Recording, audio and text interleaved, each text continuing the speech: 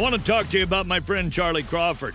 He's a 10-time NFR qualifier. Charlie Crawford, time to just shake it out and win. Got it on him fast, set there up. We are. Here's a day nice money run. lead. You betcha 3-8. That's an absolute perfect run. Timing was perfect from the time the first swing is up. He's got the control. Charlie made it happen by being timed up with his horse with the steer, and being able to not just rope, but to pick that steer's head up without changing the momentum for the heeler at all. We know his beautiful wife, Jackie, all three of their beautiful children, the founder of the Liberty and Loyalty Foundation, which this year will exceed $1 million raised for military and first responders.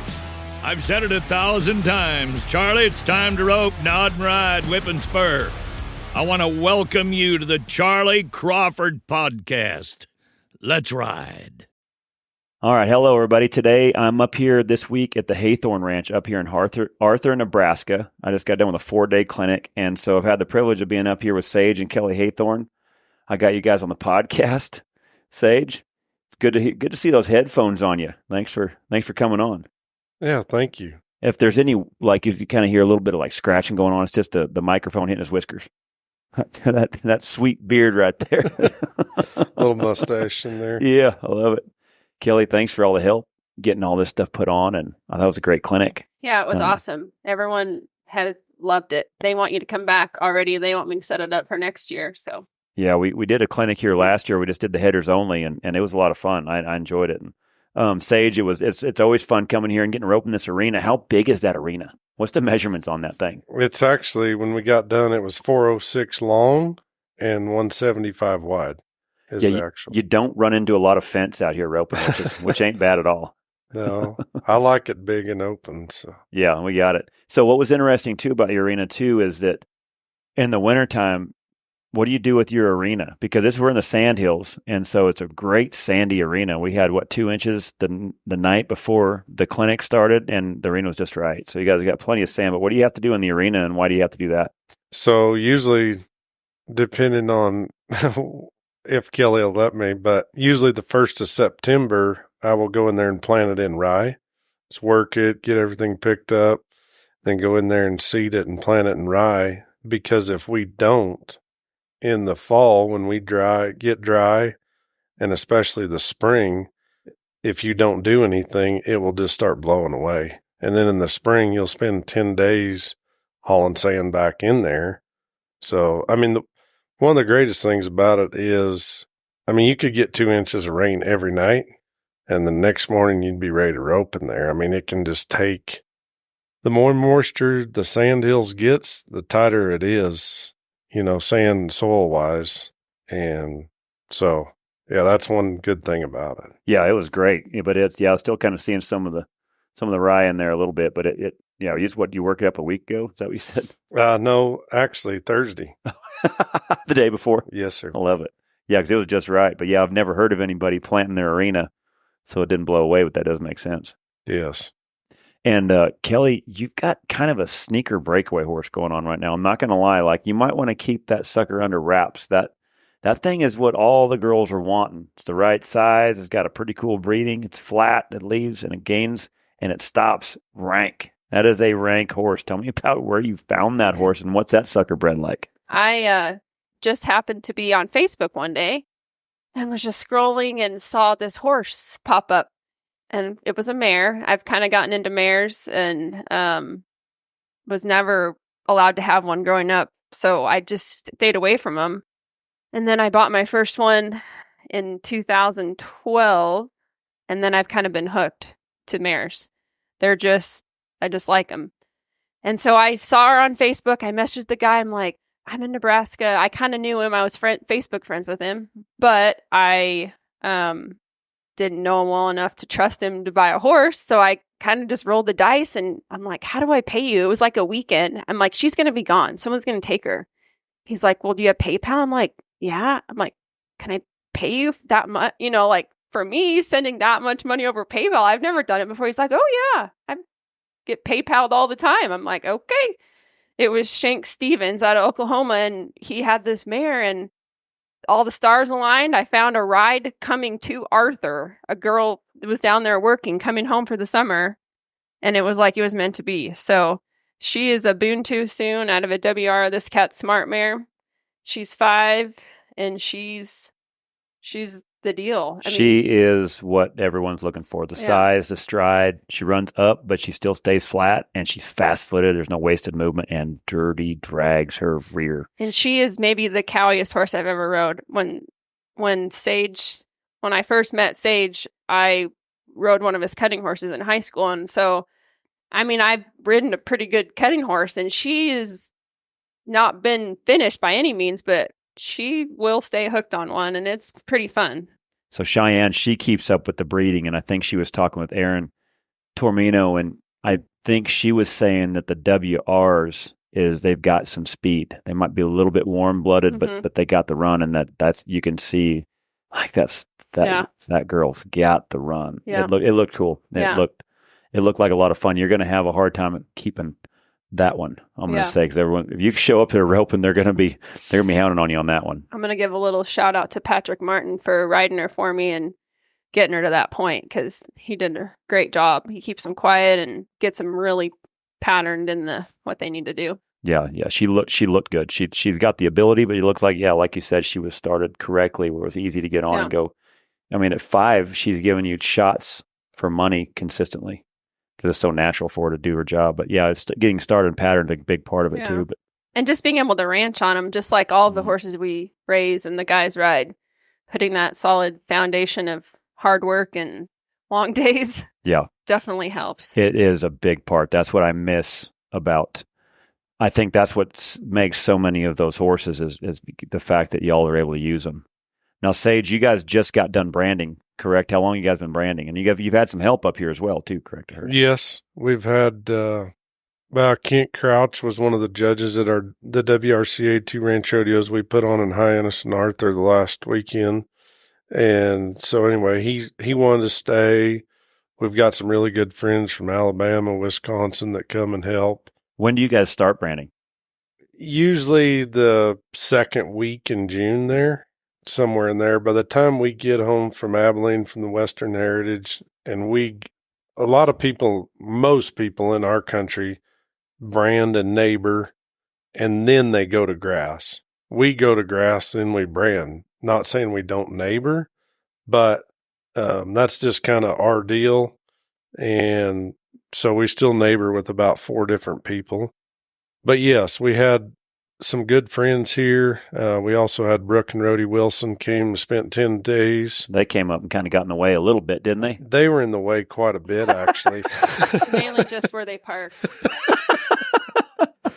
I got sharpened up a lot that first day I was here on parking, so I made sure the 4-wheeler stayed in the arena. I never came out. Right. Yeah. So anyway, Rhodey and I have been friends for a long time. How Andy's having that guy around a Brown and Pin. Very. And Brooke. Yes, both of them are very good. Enjoy having them here. When I went to college in Canyon, or Kelley and I both went there, but I got where I would go with him and help him when he took care of wheat pasture cattle. So, but as far as the branding deal, it usually takes us we brand morning and afternoons.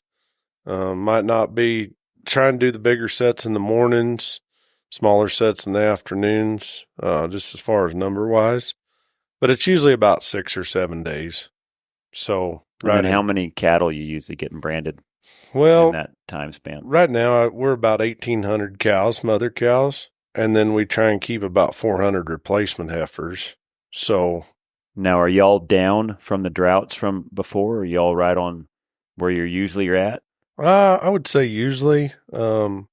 The previous 4 years, we've actually kept about 700 replacement heifers and sold more younger cows, like when they were 4s and 5s. But this year, we just, some changes, different deals. Actually bought quite a few short-term cows and calved them, summer them, and went that way and cut our replacement heifers back a little bit to try and make them a little better. We cut it back to actually 370. So, just kind of making some changes here and there, but wouldn't say we're down. I mean, we usually go to corn stalks in the winter, and But, I mean, basically most of everything we have other than Little Winter Range is full right now. So, or full enough, which the spring's been a great spring and we're still getting rain. So Yeah, it's been a good spring. So I haven't seen it this green in a lot of different places. And I was Schaffner. I rode with him, Tyler Schaffner, before I came up here, and he's been talking about it's been green almost everywhere. Yes, Places sir. usually ain't green, still green. Right. Been a good spring for cattle. Yeah. Yeah, it was fun having Rhodey and Brooke riding around out there during the clinic, just watching some of the horses that they have. And man, they're setting some high standards in the roping industry and producing some great head horses and heel horses. It was fun just watching them even just ride them around. Yeah, very much so. They've done very well in all aspects of the and they get to. That's part of why they come here is because they want to use them. You know, I mean, there's a lot of people that I shouldn't say a lot, but several people that do what they do, but they don't go use. I mean, nothing against them, but like they do. I mean, wet saddle blankets makes a lot of difference. So. Yeah, horses are designed to be used. Yeah. So, yeah. And I would say I'd fall into that category. That's where, like I said, I'm so hopeful that when Jackie retires, to be able to come up here during branding season and bring the kids up just to be able to get to go ride again. Like Sure. That's the stuff I missed growing up, but it would be fun to get to go do that. And yeah, I'm going to try to get to go and see Rhodey and Brooke during the Spicer Grip. Corey Kuntz and I are going to go to that jackpot, so I'm going to try to get up there a couple days early and go ride with them. And same thing, like we talked, just being able to get my horses out of the arena and learn how to get a better hand and use them. Mm-hmm. You know, there's so much to that. So, Sage, how many generations of Haythorns has there been, and how much land is out here for the ranches you guys have? So, Steele and Stoley and Haven and Conley would be the sixth generation. Cord and Katie have Haven and Conley, and they're 2 and 4, and Steele and Stoley are 2 and 8. But they are the sixth generation. So I'll let you guys just kind of start with the story and the fact of when it all started. This place was established in 1884. So there was a long boat ride from England. So how did it all get started? So in 1861, Harry Haythorn Thwaite was the full name, came over from England as a stowaway. He wanted to marry a girl that he loved, and the families wouldn't let him. So he, I guess, kind of stowed away on a ship, and the ship had Hereford bulls on it. So stowaway, what does that mean? Like he got on the ship without getting a ticket or, paying for Just it. Like snuck on. He snuck on. Yep. And then the ship captain found him and put him to work and taking care of these bulls. And when they got to Galveston, I think, I guess the captain kind of took a liking to him and gave him some, recommendations, or said this kid could help you take these bulls where they need to go. And he kind of got hooked up with a rancher and got, a job trailing cattle after that, and made 4 trips up the old Texas Trail with cattle. He made the long boat ride in the 1860s? 1861. 1861. Wow. So there's a lot going on as far as the Indian Wars were right in the heyday of all that stuff. And it was a violent time and a dangerous time in that perspective when he first got here then. Yeah. Anybody who's watched 1883 or I've watched a lot of the Indian Wars on a lot of documentaries and stuff like that, and just watching how this country evolved. And at that time there's a lot going on. Yeah.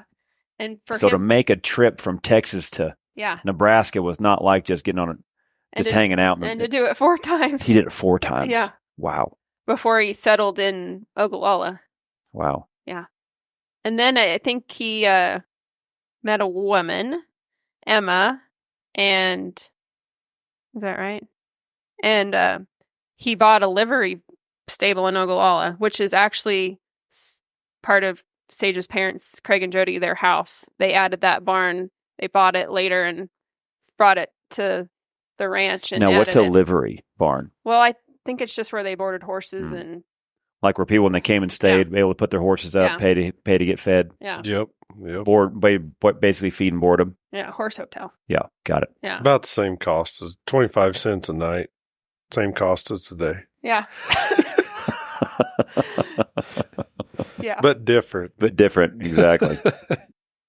Yeah, and then he made a trip to Oregon, trailing horses That for one the was government. fascinating. For the government, I think, to bring them out for one of the Indian tribes, I believe, to give them horses. They left with 500 horses. Some died, some left, but they still got there with 500 horses. Because, to go from here to Nebraska to Oregon, there were still trails that hadn't really been established at that time. And didn't he go there to Oregon, get 500 head and bring them back? And so, cliffs and uncharted territory and the dangers of that. And I thought I read where maybe a couple of them maybe fell and went head over, like lost a couple of them, just the fact of the dangers of the trip, right? Yes. Which I can imagine. Just anybody who's drove down made that trip in just a truck, I can imagine trying to just whittle your way around horseback. I think some of it was for the remount deal. Yeah. Too, for the Army and all that stuff. Yep. When did he start bringing cattle up here? I guess when did he start staking his land? Well, in where was that? And when he was driving them cattle on the Texas Trail, what all kind of cattle was he bringing up here? Was it Longhorns? I think it was Herefords, mostly Longhorns. Longhorns. It sounded like they put the purebred bulls on those type of cattle and started with making the crosses up here. Yeah. Yeah. So trying to get my dates right. In 1905, it said Harry applied for the land grants. The land grants. Yeah. And he bought some land in Arthur County, and then they homesteaded a few miles north of that in what we call. And that's where you live is the homestead. Yeah, where we live is called the home place. But where they actually had their first house was a sod house in the Saunders. We call it the Saunders Meadow area. Now, is that where you showed me last year? Yes, sir. Straight north of here. Yeah, like the foundation's still there, but the house is gone, but the trees are still there. Yes. Right. And that was the first one in the believe so. 1884. Yep. Yeah, it was tucked away in a cool little spot, too. Like where it looked like it had the protections of the sand hills, like during wind and stuff like that. Most of, just due to any of the homesteads, I mean, you can tell there's little thicket trees and stuff all through the sand hills when they homesteaded those sections or whatever. But most of them were up tucked under hills or whatever, because that was really their only protection. So now, what do you think? Why do you think when Harry came up here and found this spot, what do you think was the appeal? Because he had seen some land, from Texas all the way up here. What was the appeal of here around the Arthur County? Well, we've been told, I guess, that the lushness of the grass and the water, like the water here is so readily available. You don't have to go very deep for water. And shallow water table. Yeah. Mm-hmm. And is the sand here, is that what produces some good grass? Is that what helps, or the rainfall, the snow? What's the mixture of it? It's just a pretty good. I mean, I know we have tough winters, but you really can't beat the summers and just the overall climate. We're not humid. We're not usually dry. Knock on wood. And I have the water. I mean, because it sounded like during a lot of those depressions and dust bowls and stuff like that went on in the early 1900s, like y'all still stayed green enough where you were able to keep the cows fed. The water table was good, but I guess you guys just with these sand hills, I guess it's just a good spot for cattle. Yeah, there's an aquifer that runs under Ogallala Aquifer. Yeah, runs under western Nebraska, and we're right on top of it. Yeah, it actually runs all the way to Lubbock, I believe. But this is a very strong. I mean, there's spots in these what we call meadows. Right here at the edge, and then pretty soon you'll see, just like where our arena's at, when it leaves that meadow, I mean, when you go out there, it's just sod, and wet ground. Even when we hay it, a lot of times you're not going to dry it out. You're just baling. Tires are going to be wet. But when it comes up out of those meadow bottoms, which there's a lot of them that have springs and this and that, But I mean, it just turned straight to sugar sand right there.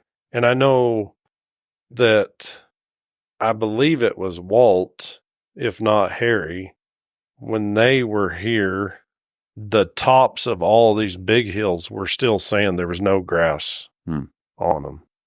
So, and we've had dry, I mean, I can remember there was some late 80s, 2004, 12, and 20 have been the 3 driest I can remember. And then had you guys had a winter like I think it was 1930, it was early 1900s, like it was so cold, like I think it rained and then it froze and then it snowed and like I think some of the cows froze, but they're still alive, like their legs froze. There was a bad blizzard in Craig's 49. Sound like old timers here, but yeah. Well, I don't remember. Obviously, don't remember those, but 49, and then I know there was some stuff in the 70s. There was a year or two there that it was, because I think like 49, they said the drifts were to the top of our Quonset down here. And I mean, you're talking 30 or 40 foot. They just had to tunnel everything. And I think back then they had cats to try and get to them and take hay to them, you know. Yeah, that's wild. So when Harry got everything marked here, and so was he the first one to apply for a brand? Mm-hmm. Is that correct? So what was the brand, and how did he pick that brand? I think it was a figure 4, wasn't it? The figure 4 brand? Well, that's what it is today. But it was the T-Bar 4. And did that stand for anything, or was that just something he has picked? I'm not for sure. I'm sure. But I know that they eventually dropped the T in the T-Bar and just went with the figure 4. Yeah, they quit I think it was 1899 when they, somewhere right in there, they quit the T-Bar 4, dropped the T-Bar and just left the 4, but they put the figure 4 on the rib and the hip. And then when Dad came home from college, they were still branding 2, which would have been 1970, somewhere right in there, 71. And I know he said he asked Waldo, hey, you care if we take one of those off? I mean, one of them bring them home, huh? He said, yeah. So they quit doing it. So, yeah. So what all, when Harry got this place then, or, got established here, what all were cattle? What all was he raising? What all was he breeding? Was it Herefords, Longhorns? I'm going to say the Herefords. Yeah. I'm going to say a combination of the both, just because that's what they were bringing up the trails was the Longhorn, and then obviously the Hereford deal. But the Hereford cattle in this country, not to say there wasn't some blacks in there, but the Hereford deal up here, the horned Hereford cow was here until we had horned Hereford cows until I was in probably high school. Somewhere in there, that was just what everybody had, I guess. Yeah. And there's still some of them, but mostly, as far as today, is people raising straight Angus, heifers and cows and all that, but putting the Hereford bull back on them. And then when did the horses start arising? Because you guys are obviously known for your horses up here. When was Harry starting to locate horses? Was Waldo? When did the horses start becoming part of the business here at the Haythorn Ranch? Well, I think the horses have always been, I think Harry, they've always been loved by the family. I think it's like in the blood. So he started, when he brought those 500 back, I think he got some as payment. Gotcha. And then they started breeding some. But I don't think it was more until the next couple of generations that started to refine it and look at some bloodlines and actually register some quarter horses and do that. More so Walt, I believe. Yeah. Because I think one of the first studs was Sport, maybe. And was that going back to a lot of Hancock? Sport was a 1937 Bay Stallion. He was a Zandy by Lowry's Mabel. And that's old school. Yeah. Anything 1937. Yeah. But yeah, and then as far as Walt, I think was pretty involved in it. Well, they were all involved in it. Yeah, it says Walt purchased Sport from Fred Lowry in the 1940s. He was the first registered quarter horse in Nebraska. And then, Waldo, he was into it also. I would say Dad probably got way more involved in it and made all of it more of what it is today. And the numbers. I mean, I can remember being in high school, and I know Dad's probably going to say I'm wrong on this, but I swear at one time we had about 225 broodmares.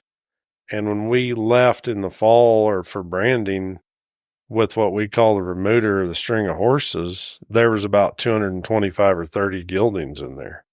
I mean, it was but at one time there was also 15 to 20 full-time men here, and there was about 5 ranches. And I know at one time in the early 90s, Dad ran about 4,400 cows. So, I mean, it took a lot more in all that. But yeah, as far as the horse deal, Dad has been very active in what he's done with it since he came home from college. Yeah. Waldo, he's got some great stories. I was reading the book. What's your book? What is the book here called? It's Haythorn Land and Cattle, A Horseman's Heritage. Now, where can we find that for people anybody that loves history? This is a great book, and I'm only a quarter of the way through it, but it's been great to read the history behind this. Lisa Norman put it together, and it's got amazing pictures. She's an amazing photographer and artist, and then before Belle passed away, she had the foresight to get all the stories and the history from Belle because she just knew so much and got it all. Now, was that Waldo's wife? Yes. Craig's dad, or mom and dad. Yep. So we sell the book here at the ranch. So website?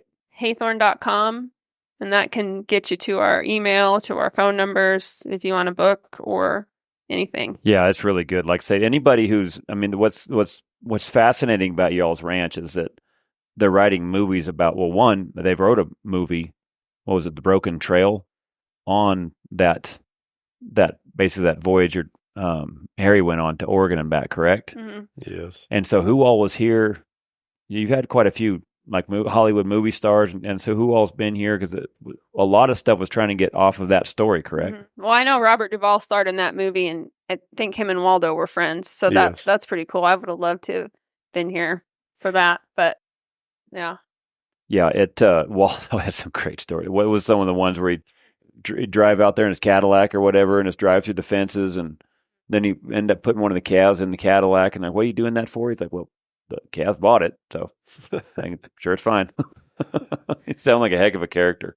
He was. Anybody who reads some that book, stories we cannot tell on here, but yes. I was just talking about the ones at least I read that was in the book. It was pretty dang entertaining. You could tell that there was probably a lot of untold ones that were good too. Yeah. I think he loved people and just being out and about. And a good wreck. Now, was he into airplanes? Yes. Yeah. He went to Kansas. To military. St. John's Military Academy, I believe. Yeah. He was, I think, a little bit of a rebel. I think they kind of sent him there to tighten him up. Yeah. So, but he came back and. Yeah, because I've seen where he had quite a few planes. Now, is that where the airport? Is that him? No, I believe they had a hangar right down here by the arena, or a couple of them. I don't remember any of that, but I've just heard a few people talk about it. I mean, it's all gone down, but yeah. And what's been fascinating is just after reading that book, like I said, anybody who's, the romance of the Wild West and ranching, and you can see where Yellowstone has played such a big role in our industry here lately with making cowboy cool again. And you can see that the struggles, even though it's Hollywooded up a little bit on the series, a lot of it's real though. And to be able to have gone 6 generations is amazing, because I've heard so many have a hard time with 2 generations, and 3 is almost a pipe dream to where you guys have made it 6 generations. What do you think that's been able to keep you guys to where this has been staying in the family for so long? $1 million question, I guess, huh? Yeah, I guess it is, but I guess it's just one generation to the next as far as wanting to keep it together. It's I mean, there's times that, as anyone that will listen to this knows, that you might not be able to hang out with your family for more than 24 hours or a day at Christmas time in the house. But when you're in this business and decide to stay together as a family, there can be a few more days during the week that it wasn't as easy as it was easy. I mean, that's just part of it. And having to make sacrifices on your end or for your family to balance a few things out. So, yeah, I mean, I guess anybody could say, hey, we're done. This is what we want to do. We want to split it up, but that's just not been us, I guess, and keep making our cash flow and wake up tomorrow and be ready to go again, I guess. Yeah, just being flexible. Like, Yeah. whether it's juggling kids or juggling whatever, changing the plan. We've had to change, mid-year. We were going to keep these cattle or we were going to keep these heifers. Well, they might be worth more than they will be next year. Maybe we better sell them now and regroup and then buy something else, like just not being set in stone. This is what we've done. This is what we've always done. So this is what we're going to do, whether come hell or high water, everyone's learned to be a little flexible, and it wasn't easy, It seems like a lot of the stories that I've heard is this is how we've always done it, and this is how we're going to do it. Mm-hmm. And it seems like that mentality does have a hard time with longevity. It seems like when I was watching or reading about just some of the stuff that Harry to Waldo and just the adapting, Mm-hmm. Constantly adapting and learning to look at in different ways. And, was it Waldo that started the production sale? And Craig. Or was it Craig? Yeah, more so Dad, I think. Yeah. I think 79 was one of the first ones. But And what was that? as far as, well, when they first started, they sold longhorn cows, longhorn bulls, draft horses. And it was only so many, correct? And then they advertised and marketed it and right. kind of made it almost a little bit inclusive, like there's only going to be so many. Yes, but sir. If I read right, he marketed the heck out of it. They did. And I do believe it, like 79 was one of the first ones. And they had so many, which back then I don't think the production sale was that much of a thing or whatever, It seemed like, if I remember right, 5 years later, though, it was Yes. pretty popular, if I Yep. remember right. But Yep. just kind of thinking outside the box and doing some different things as opposed to what it's always been done. And Yes. Yeah. There's just, I would say in the last, Kelley and I got married in 2010, come home from college in 2009 there, I guess in the spring of 9. But, I mean, I would say, and maybe it's just because that's when we moved home and were super interested in the ranch and wanted to put our time and everything into it.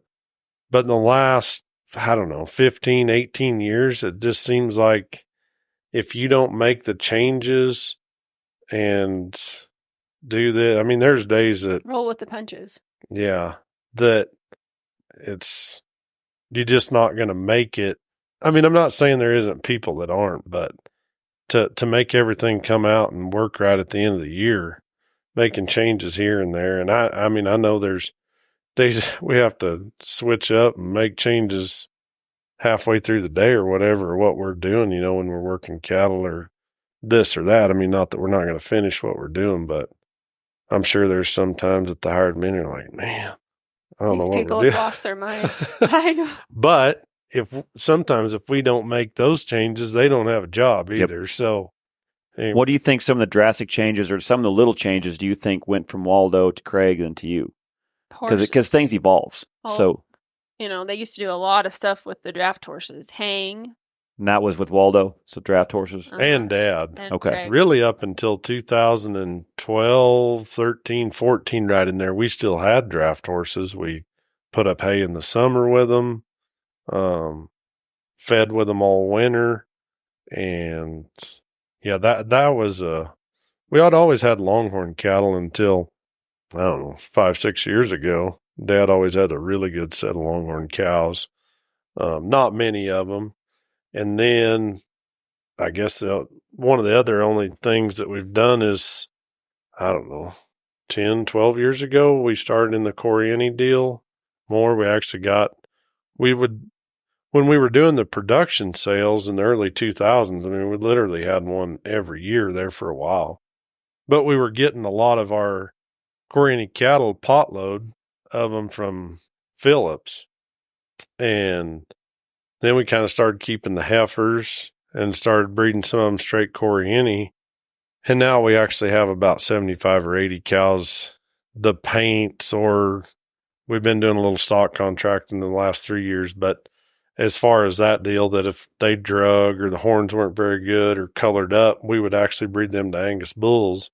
And then we have a set of about 120 straight Coriani cows that we breed straight Coriani, and then we lease them cattle or we rope them ourselves. So, but When did some of the wedding venues and things like that, to where, like I say, you were able to utilize the appeal of the ranch to where it was also creating all other outside income? Was that Waldo? Was that Craig did it? I couldn't remember when I read that. Yeah, it was Jody. more Jody. Yeah, Got it. Mom. Yeah, Got she was it in the 90s? I'm going to say late 90s because the first one burnt down in the early 2000s, maybe 2000, 2001. Yeah.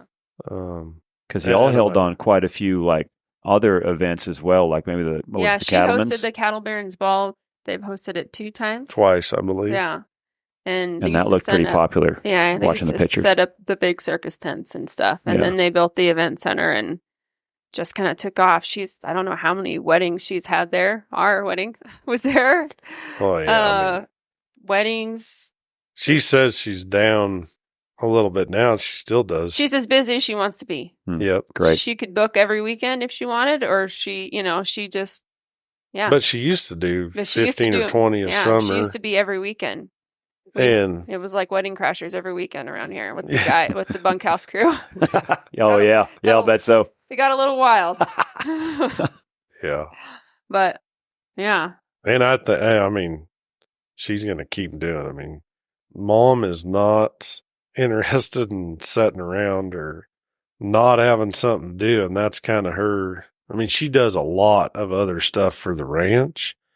And so. What about the horses? What's some of the horse breedings that kind of got it started, where it's evolved, and then up to where we're at now? Because a lot of that stuff was like what was your old foundation stuff? Like it was The Happy Hancock and deal, stuff like that, and those were tough horses, right? So like if you're ranching and then doing what you're doing, that's what they were bred for back then, though, wasn't it? For the horses that were tough enough to be able to handle all day. Is that correct? And Waldo was Driftwood and Hancock, if I remember, there's some stuff in there. yes, on that, but he was also pretty involved in the cutting horse deal. When did that start evolving? Waldo or Craig? I would say more so Waldo, but I mean, you got to go back. Yeah, and then in there, the Eddie deal is one thing that sticks in my mind.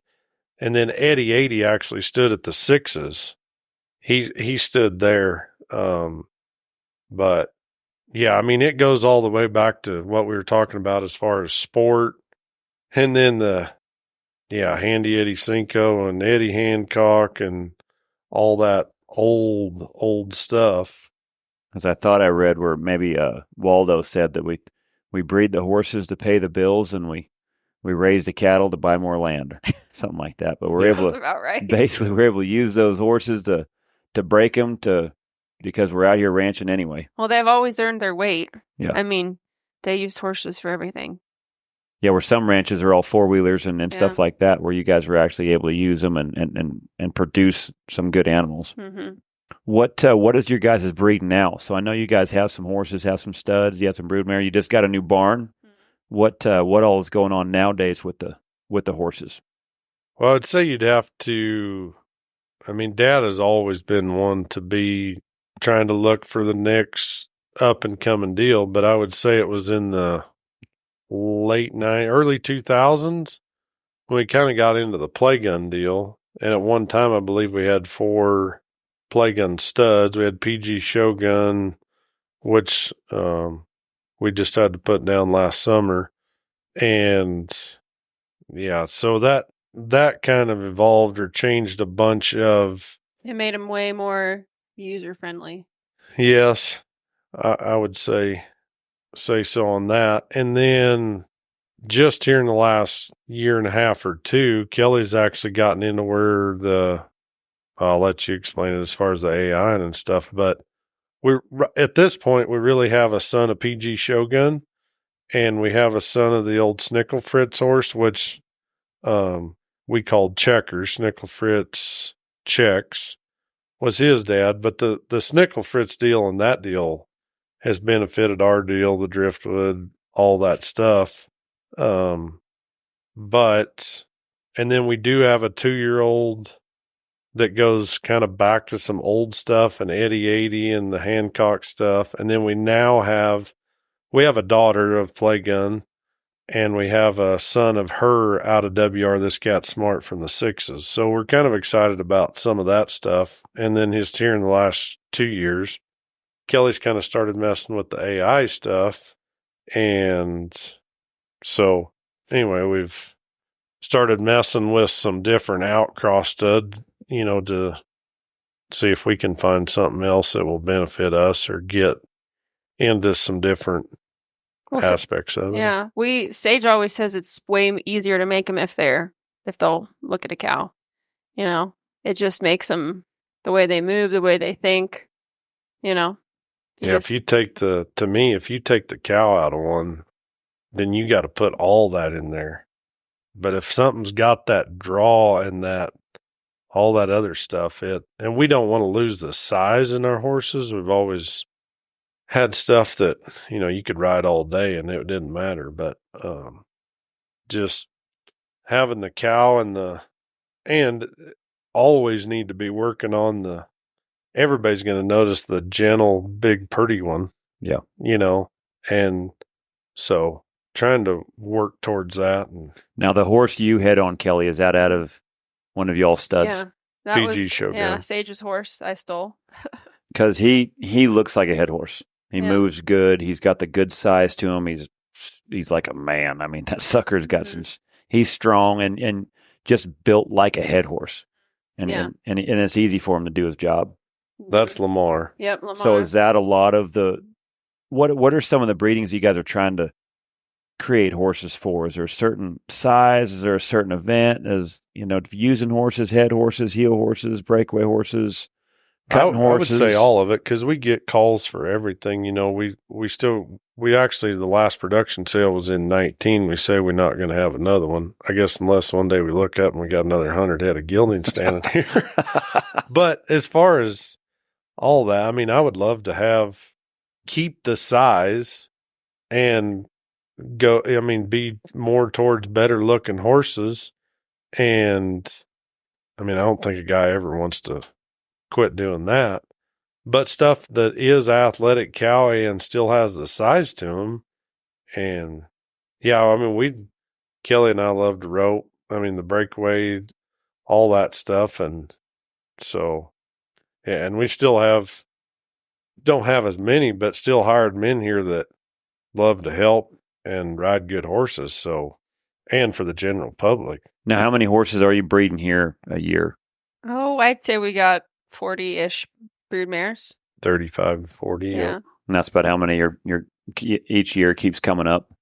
Well, we've been doing a pretty good job of trying to stay around that number, selling a few older mares or, some nice mares pregnant, in foal, and they do pretty good.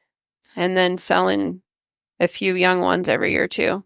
Now, when do you sell them? Is it a little bit of everything? Do you sell some when they're weanlings, 2-year-olds, and then finish some? Mm-hmm. More so weanlings off the mare, I would say. And then some, like we usually go to Fort Worth. Stock show. It kind of kicks the rodeo off, but they have the horse sale then. And that's before the ranch rodeo? It's actually on Saturday. Yeah, the ranch rodeo is Friday night, Saturday night. And then the sale's actually at noon on Saturday or something. So we do that. We go to Abilene, to the Western Heritage, to the horse sale, which has been a very good sale. Rapid City in the winter. Salina. We take a few to Salina. Yep. And then the rest of it is, I'd say, mostly private treaty. So. And then, so do you guys still, how do you guys sell cattle now? Do you guys still the video sale? The Ogallala, that's a good one too, the sale barn, right? Or so how do you guys all sell cattle these days? We use evolved Cattle Country Video and Western Livestock. Western Livestock Video. And also we try and take quite a few cattle to Ogallala Livestock. It's been it's literally 30 miles down the road here. And so it's handy as heck then. And it's a very good barn. I've heard it. It's sale, what they bring and everything, correct? Yes. And great set of people. Previous two owners just sold it in the last 3 or 4 years, and now there's 2 younger guys that have taken it over and just as good a job. Which is, to me, is great to see somebody that can continue it like those guys were. So, and then what are some of the businesses you guys have now on the ranch where I know you guys are kind of evolving different things a little bit as well. So what are some other businesses you guys are dabbling with? This is the 3rd or 4th summer. I think we've got a couple extra houses on the ranch. So we've gotten into the Airbnb, and one of them's only 2 miles north of Lake McConaughey. So it's prime. That they've done really well. And it stays booked. It stays booked even in the wintertime. Even in the wintertime. Yeah, hunters, even people just traveling or coming for work. They're working, they'll rent it out for a couple of weeks or a month or whatever. Yeah, so that's been really good. And then the event center and the Corianis, we did. So you guys were producing some cattle and stuff for some of the rodeos and things like that, we did correct? 2 or 3 summers of that. High school, amateur, 1 college rodeo. Now, with the price of cattle, has that gotten harder to do? Yeah. Yes, it was... Because it's got to be pretty hard for some... I would say it's getting pretty hard for stock contractors to be able to afford it, or producers to be able to afford cattle right now. It's hard, as high as they are. It was a good year to get out. we decided. Yeah, I didn't really want to give the 800 or 900 or 1,400 for the calves. Where we raised the Corianis and used the cattle for that, I usually got the bulldog and steers from Jace Honey, and so those were always good. But as far as the calf side of it, just given that much or what you had to give for them and keeping the calves alive as far as all summer and just keeping the health and trying to do a really good job. What are natives now? What are Corianis worth now up here? They've been anywhere from $975 to $1,200. And how big are they? It's like 900 potentials, like horn around the ear. Yeah, they even sold some for 900 to 1,000 that were 2-year-olds. They didn't rope them previously. I don't think they were actually a set of heifers that were too small, but they had more longhorn in them, And then what's bringing 1,200? A little bit bigger. Yes, they probably weighed a little bigger, but it probably had 8 inches wild. of horn. That's wild. I know. That's wild. What it's bringing. Well, it's good though. Yes. You got them. Yep. Yeah, there's been times we've thought maybe we should have more of the Coriani deal, and then we send a pot load of them, usually 90 some of those cattle to Arizona for the winter, and then they get rented out down there and stuff. So how do we get a hold of some of the breedings if we're wanting to breed to your guys' stud? And I'll bet there's probably going to be some of your breakaway horses. Eggs probably starting to move around a little bit. If I was be thinking where this breakaway roping's going, that's going to be a sweet brood. We've got all of our stallions on our website, Haythorn.com. We have frozen semen available because most of our old Proubens are deceased now, but we still have a pretty good stockpile of frozen semen available. And so on the website, be able to look at studs. Yep, my phone number's on there. I do all the breeding contracts and stuff and get it shipped out. And then what about beef? Do you guys raise and sell your own beef? We don't. You don't do that? We haven't gotten into that yet. Because I've seen where a lot of ranches have been kind of skipping the middleman. Yeah. And selling straight to the consumer. Yeah, we have some ranches in our area that are doing that and doing really well. What are some of the ranches in the area? Whitewater Beef, the Allen family. So is that their website where somebody could get a hold of them? I think so, whitewaterbeef.com. Yeah. Because to me, that's Facebook. A great way to, but it's a lot, I mean, I would think it's a lot of overhead, but. It has to be, but you are cutting the middleman. Yeah. I've been hearing where a lot of ranches have been doing that to kind of evolve and adapt to and you know what's going on. You know what's on your plate and where it came from. That's what's been, it seems like wild, the stuff that I've heard, and you would know more about this than me, but I've heard just like, say, supermarkets where it says U.S. grown or U.S. made beef or whatever it says, but that beef may be coming from another country, but because they packed it there here in U.S., is that how it's worked? I think so. How does that work? I think they can kind of get around that and say it's U.S. beef if it's, cut here and packaged here. They can ship it here whole and then cut it up and label it product of USA. So it's a little bit of what some people I would call lying, but in some ways it's called marketing. I guess. Yeah. And so that's what I do as Jackie, she orders some beef from California, I think, some Mary's, I think, and I forgot exactly what it's called, but yeah, we go straight to where it comes right off the land. We, like I say, what you're getting. I mean, you're actually buying U.S. raised, grass-fed beef. Yep. Anything you guys are looking towards in the future? Or I don't know. Not really a business a guy really wants to tackle quite yet. Just keeping it going, giving it to our kids. I think that's when you ask how it's kept going. It's just been the willingness to pass it down. Because there are some people that don't want to turn their reins over. But looking back at all the generations, they've been pretty generous. And okay, when Craig came home, his dad gave him the checkbook and said, here you go. Like that willingness is, I think, one of the big things. So just trying to keep that and pass that down to our kids and hopefully getting to see our grandkids play here. We're up in that arena. Steele looks like he is all about this ranch so far. Yeah. That's it would totally shock me if this is not something that he just loves and craves. Yeah, that's for sure. Which is awesome. Yeah, I mean, that's exactly what you want to see. I don't want to force it on him either. Doesn't look like you had to. I want him to, I know. I want him to love it. If they don't want to come back right away, if they want to go travel or, explore or whatever. So is that some of the options that a lot of the kids have had through the generations is once they hit a certain age, you're able to kind of go see the world, go do some different things, make sure this is what they want to do? I think so, because I know Craig went to college in Texas. I think a lot of people went to college. Yeah. You went to college, Sage. Sage and Cord both went south and got to go work for other people and see how it was done. And Cord had a great opportunity to go work for his uncle, to auctioneer and do that whole side with Jody's side of the family. And it's been great having that available to us as a resource, though, because, they know so much about marketing and selling, and Cord's really into the marketing, and that's his, I'd say that's one of his areas of expertise is knowing the market and being in that all the time. And that's great to have different, Yeah, and I think the getting away from here, not that any of us are grown up when we're 18 or whenever you went to college, but just that getting away from home and to me, seeing what other people do. I was here for 18 years and you kind of thought that was the way that everybody did it. It's not.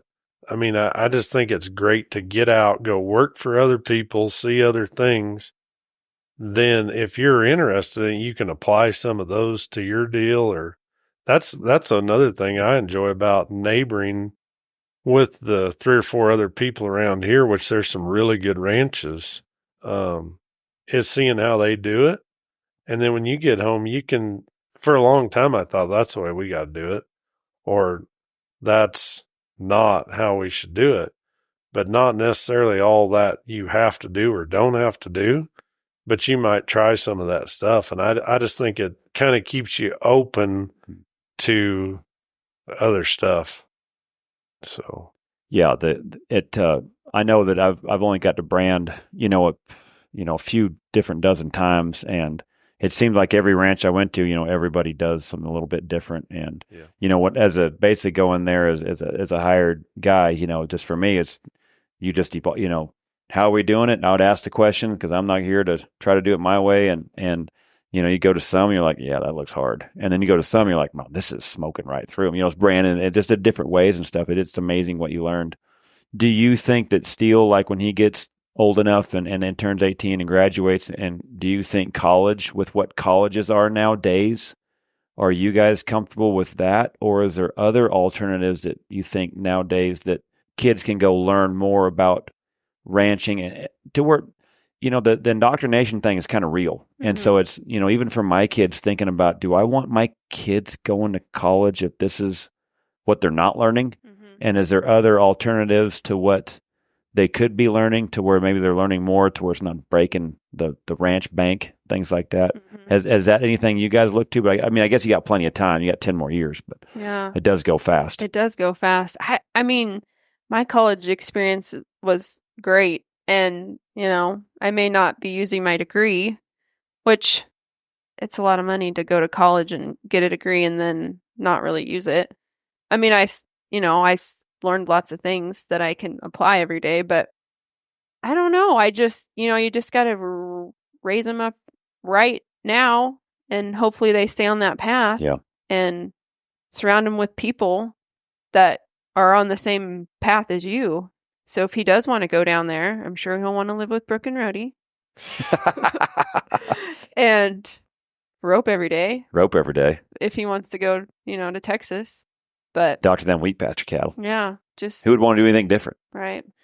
It's paradise. Yeah. Except when he gets there, it was 70 one day and 34 the next, and the wind changed directions, and it'll happen. But that is such a great area, though. I do love that part of it. But it wouldn't be other than the weather change that at least you're good around good people down there in that area. But that I'm not looking forward to that time where I've got to learn to let go at that point. But I've just been reading about a lot of trade schools and things like that are starting to pop up where the cost isn't as much, but they're actually going straight to what they need to learn about, so they can come out of there and actually know a little bit more about the new stuff that's evolving, I guess. But when he was in preschool, he said he didn't want to be a chef, so we don't know. Maybe he's going to go to culinary school. So when you guys brand, do you guys still use the wagons? We don't use the wagons anymore. When you stop using the wagons? Because I was going to say that sounds like a pretty good spot to crack them out. He can just start cooking out there during the brandings. Was it 2019? Probably somewhere in there. Dad actually had to have been back in 10 or 12, actually built a gooseneck pull behind deal that has a kitchen in it. A gas propane powered freezer, deep freeze, fridge, stove, everything in there. And we kind of quit with the actual chuck wagon and all that, but we still, off of the back of it, you put up the fly, the tent deal, and still camped out. But yes, it's been 4 or 5 years now since we actually quit taking the wagon. We just meet at headquarters, eat breakfast, and then trailer to where we need to go. Back then, a long time, I don't know if it was a long time ago, but when we had the 4 or 5 ranches, you just started at the south end, went, and it was about 3.5 weeks, and you came in on Saturday nights all in 1 or 2 pickups, 20 some of you, and got a shower and saw your wife, and Sunday afternoon you left again. So, but then it was. So you just stay out there with the herds and just move from one pasture to the next? Exactly. Yep. Or like the old camps, days. what we called camps. You might move another, from that location to this, where you could hit, the next 2 or 3 days, you'd hit 4 or 5, 6 pastures around there. And as part as that, but yes, you just stayed in your teepee and bedroll and went in Saturday night, came back on Sunday and got ready for Monday morning. But the horses stayed there. There was always traps that you just gathered in the mornings to catch horses and stuff. How did you guys build the traps where the horses stayed from running off, basically? Yeah, they were just, everything in our country, or for the most part, is just what we call hedge or bodark posts, but they were just small. I shouldn't say they were, some of them might be a quarter section or a half section or something like that, what we called a trap, to just leave the saddle horses in during the day and at night. And then most of the time in the mornings, like at 5 or 5:30, we always caught horses before breakfast, and breakfast was usually at 6:30. So 2 guys were nominated or whatever together in the mornings. And then when we came back at noon, a lot of times we would switch horses again for the afternoon. Just so, I mean, at that time there were so many horses. I mean, most guys had 15, 18 head of horses in their string. Not that you didn't have 3.5 weeks to get through them, but the more rides, the better. So, yeah. Now, how many guys do you have here working for you, helping you ride horses? Well, I mean, it's like breaking them, like the ones that you do decide to keep. Yes. We actually, it's ever since Matt Cook left in 2013 was really the last guy that was here that started all the colts. So now we have someone. Then he went on to do some really good huge things. Yeah, he just went over a working million. cow. Yes, sir. He actually went to Wagon Hound to work there. Now, how long was he here? 4 years? 5 years? Maybe a little longer.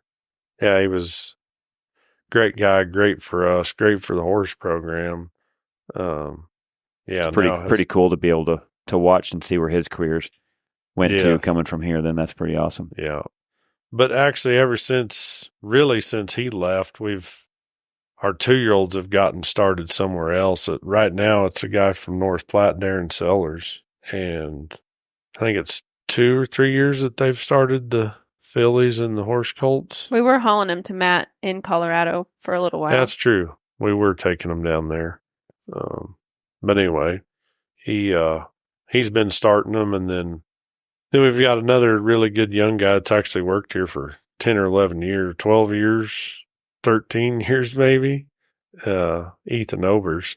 And then he kind of rides a bunch of the 3-year-olds, and then usually at some point we all start picking out what we want. But there's really Dad and Cord and I, and then Mark Goodman, who's been here for 40 years.